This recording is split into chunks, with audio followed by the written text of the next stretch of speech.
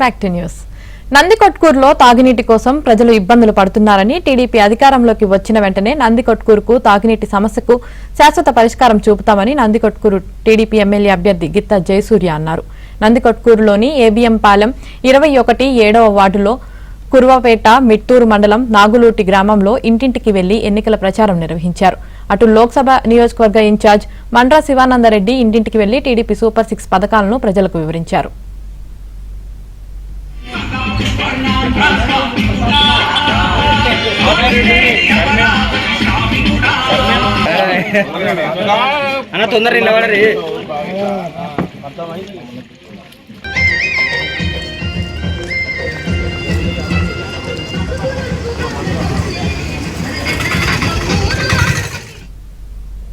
కాగా నందికొట్కూరు నియోజకవర్గంలోని పలు గ్రామాల్లో పెద్ద సంఖ్యలో వైసీపీ నేతలు టీడీపీలోకి చేరారు.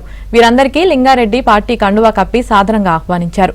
టీడీపీతోనే రాష్ట్రానికి భవిష్యత్తు ఉంటుందని, చంద్రబాబు నాయుడును సీఎం చేయడమే లక్ష్యంగా టీడీపీ శ్రేణులు పనిచేయాలని అన్నారు. గతంలో సప్లై నిధుల కింద సీసీ రోడ్లు కానివ్వండి, ఎల్ఈడి బల్బ్స్ కానివ్వండి, తాగునీటి సమస్య కానివ్వండి, అవన్నీ కూడా చంద్రబాబు నాయుడు గారు పూర్తి చేయడం జరిగింది.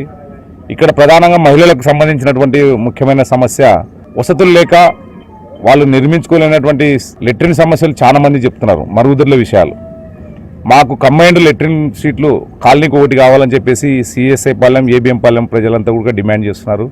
ఈ 5 సంవత్సరాల్లో కనీస అవసరాలు కూడా తీర్చలేనటువంటి ప్రభుత్వం నెక్స్ట్ రావడానికి, ఓటు అడగడానికి అర్హత లేదని చెప్పేసి మేము ఈ సందర్భంగా ప్రజలంతా డిమాండ్ చేస్తున్నారు.